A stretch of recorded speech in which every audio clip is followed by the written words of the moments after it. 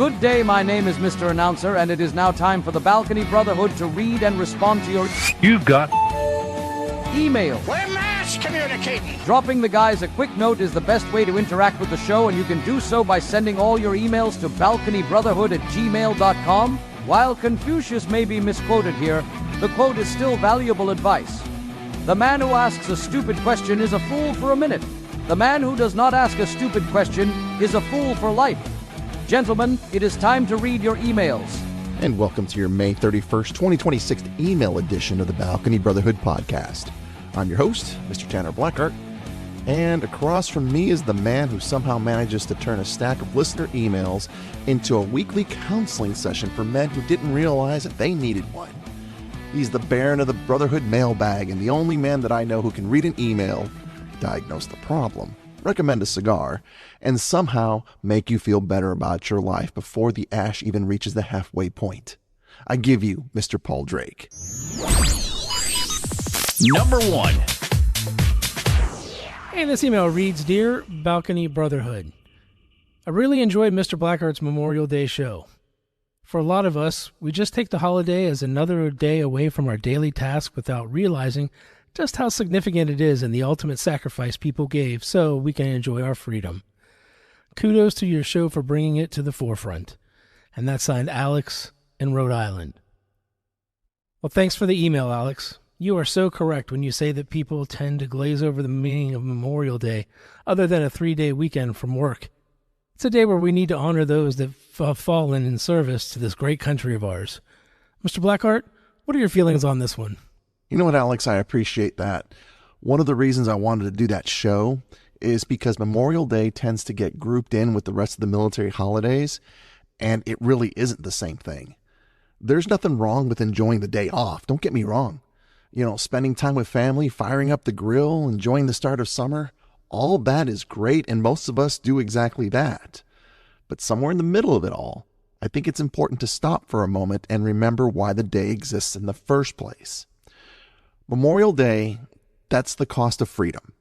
It's the part of the story that doesn't get to come home. And if our conversation caused even a few people to pause and think about that for a minute, then I think that it's time well spent. Number 2.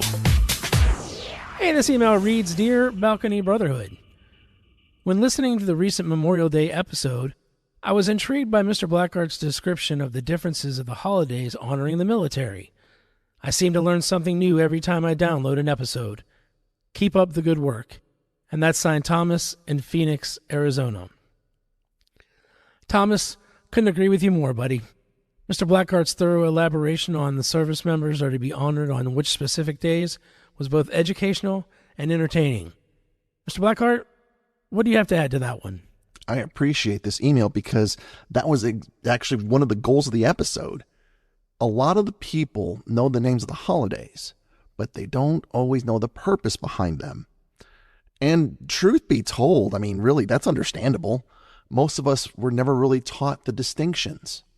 Once you understand the difference between Memorial Day, Veterans Day, and Armed Forces Day, each one starts carrying just a little bit more meaning. They stop being dates on a calendar and start becoming opportunities to recognize different kinds of service and sacrifice. So if the show helped clarify that even for a handful of people, to me, that's a win. Number 3. This email says, Dear Brotherhood, Mr. Blackheart's story during the recent Memorial Day show about the My Father cigar was priceless. I too am a cigar guy who has attended many events and found that a great deal of the industry is full of egos. It's nice to hear that the My Father team were genuinely folks that you'd want to sit down and enjoy a smoke with on the balcony. I love the show and can't wait to hear what's next. Signed, Corey in Louisville, Kentucky. It is indeed refreshing, Corey, to meet cigar enthusiasts that are willing to take the time to engage on a personal level and really express their craft. Mr. Blackheart, do you want to expand on this one? Yeah, I'm going to say, what stood out to me wasn't the cigars. It was the people. Isn't it always that way? It's always about the people. Because I've been around this industry long enough to know there are some folks who take themselves way too seriously. And if you look in the mirror, you kind of know that you know some of those people too. Because you know what? Every holiday and every business, it has those people. What impressed me about the My Father team was how approachable they were. No ego, no performance, no sense that they were too important to spend a few minutes talking with someone. And at the end of the day, that's what sticks with you. Because cigars, great cigars, that's easy to find. Great people, that's a little bit harder. Those are the interactions you remember years later. Number 4. And this email reads, Dear Gentleman on the Balcony, I appreciated the recent episode about the isolation of men. I'm 44 years old and realize while listening that most of my conversations in life are surface level. Talk about work, bills, responsibilities, but very little real connection. The episode reminds me that a man can be needed by everybody and still feel alone. Thank you for taking the time to talk about subjects that most men avoid. And that's signed Chris in Missouri. Well, Chris, I think a lot of men heard themselves in that episode, whether they admitted it or not. Being surrounded by people is not the same thing as being connected to people. We really appreciate you writing in. Mr. Blackheart, what are your thoughts on this one? I would dare say that Chris is putting his finger on something a lot of men experience, but they struggle to describe. A man can spend an entire day talking to people and still feel disconnected when he goes to bed at night. Because conversation and connection, those are not the same thing. One of them is exchanging information. The other is actually letting someone know who you are. The difficult part is that meaningful relationships usually require a little risk. Somebody has to go first. Somebody has to say the thing that's real instead of just staying on the surface. And guess what? That's uncomfortable. But that's also how Brotherhood starts. So you might want to keep that in mind. Number 5. This email says, Dear Balcony Brotherhood, I am probably one of your older listeners of the show, and I lost my brother and a very good dear friend in Vietnam.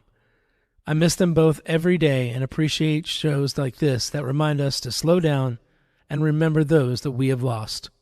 And that's signed Samuel in Rice, Texas. We are very sorry for the loss you suffered, Samuel. Slowing down and taking the time to acknowledge their sacrifice is a great testament to their memory. Mr. Blackheart, what do you want to add to this one? First and foremost, I have to say thank you for sharing that with us. What struck me about your email is that even after all of these years, you still say their names in your heart every single day. I think that's something younger generations will tend to miss, because the passage of time doesn't erase people who mattered. It changes the shape of the grief, but it doesn't ease the connection. Memorial Day is ultimately about remembrance, and remembrance is an active thing. It's telling the stories. It's sharing the memories. It's refusing to let people become forgotten. So on behalf of anyone that may be listening, thank you for remembering your brother. Thank you for remembering your friend. And thank you for reminding the rest of us why the day matters. It's time to embark on a journey of enlightenment with the founder of Turning Leaf Solutions, Mr. Will Becker. With a passion for personal growth and empowerment, Mr. Becker has dedicated his life to helping individuals navigate the complexities of self-improvement. His 2-minute book review, while brief, is meant to inspire, motivate, and empower you with a tool to unlock your fullest potential. Thanks for joining us here on the balcony for my bi-weekly book review. Attitude is Everything by Jeff Keller is a short, powerful book that shows how changing the way you think can completely change your life. Keller, who used to be a lawyer, explains in simple words why your attitude matters more than almost anything else. The main idea of the book is that your thoughts control your actions. If you think negative thoughts, you will probably get negative results. But if you keep a positive attitude, you open doors to success, happiness, and new opportunities. Keller shares real stories and easy steps to help readers shift from negative thinking to positive thinking. One of the most important lessons in the book is staying committed. Keller explains that having a good attitude for a few days is not enough. You have to stick with it, even when things get hard. Life will throw problems at you. Maybe you fail at something, or people doubt you, or you feel like giving up. That's exactly when your commitment matters most. He says successful people are not always the smartest or luckiest. They are the ones who refuse to quit. They keep their positive attitude and keep working toward their goals day after day. Keller gives practical tips like using positive self talk, reading inspiring books, and surrounding yourself with positive people. He also warns that changing your attitude takes time and practice, but the results are worth it. I really like this book because it's honest and easy to understand. It doesn't promise magic solutions. Instead, it shows that real change comes from daily commitment and choosing the right attitude even on tough days. If you want to improve your everyday life, Attitude is Everything is a great read. It reminds you that you have more control than you think. Just remember the big message. Stay committed with a positive attitude, and you will be amazed at what you can achieve. Thanks for joining us here on the balcony. And remember, books are the ultimate cheat code to life. Happy birthday!